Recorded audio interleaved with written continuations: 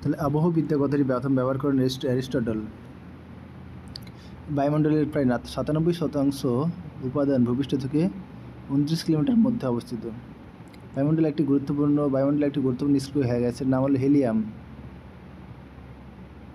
বায়ুমণ্ডলের সবচেয়ে হালকা গ্যাসের নাম হাইড্রোজেন। ভূপৃষ্ঠ থেকে উপরের দিকে বায়ুমণ্ডল বিস্তার 10,000 কিলোমিটার। বায়ুতে অক্সিজেনের পরিমাণ 20.94%। বায়ুতে নাইট্রোজেনের শতকরা পরিমাণ 78.08%। বায়ুমণ্ডলে কোন ঋতুতে জলীয় বাষ্প বেশি থাকে? বর্ষাকালে। সমগ্র বায়ুমণ্ডলের ওজন কত? 9,46,000 কোটি টন। বায়ুমণ্ডলে কার্বন ডাইঅক্সাইডের পরিমাণ 0.033%। বায়ুমণ্ডলে ওজনের পরিমাণ 0.000406%। বায়ুমণ্ডলের স্থায়ী উপাদান নয় কোনটি? জলীয় বাষ্প।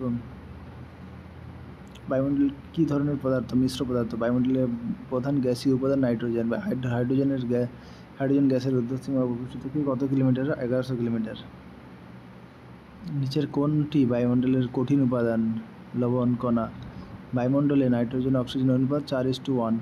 বায়ুমণ্ডলের ধোঁয়া কিসের পরিমাণ বৃদ্ধি করতে সাহায্য করে? ধূলিকণার।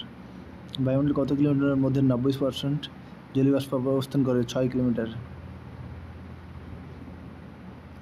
পানীয় জলের মধ্যে দিয়ে কোন গ্যাস পাঠালে পানীয় জল জীবাণুমুক্ত হয়? O3 ওজন। বায়ুমণ্ডলে গড়ে জলীয় বাষ্প শতকরা পরিমাণ 4%। বায়ুমণ্ডলের কোন গ্যাসকে জীবনদায়ী গ্যাস বলে? অক্সিজেনকে। বায়ুমণ্ডলে কোন ঋতুতে ধূলিকণার পরিমাণ সবথেকে বেশি হয়? শীতকালে।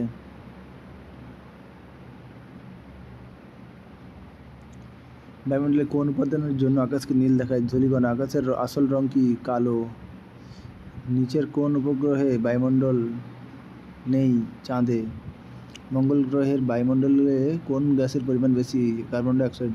কোন গ্রহে বায়ুমণ্ডল নেই? কোনোটিই নয়, প্রত্যেকটাতেই আছে। বৃহস্পতি, শনি, ইউরেনাস। বায়ুমণ্ডলের শীতলতম স্তরের নাম কি? মেসোস্ফিয়ার। বায়ুমণ্ডলের উষ্ণতম স্তরের নাম এক্সোস্ফিয়ার। হেমিস্ফিয়ার ও হেটেরোস্ফিয়ার মাঝের সীমা ট্রপোপজ। সিএফসির বাণিজ্যিক নাম কি? Freon gas. কোন স্তর থেকে বেতার তরঙ্গ প্রতিফলিত হয়ে ভূপৃষ্ঠ ফিরে আসে? আয়নোস্ফিয়ারে। বায়ুমণ্ডলের কোন স্তর ক্ষুব্ধমণ্ডল নামে পরিচিত? ট্রপোস্ফিয়ার। ওজোন গ্যাসের ঘনত্বের পরিমাণের একক? ডবসন। ট্রপোস্ফিয়ারের স্বাভাবিক উষ্ণতা হ্রাসের হার 6.4 ডিগ্রি।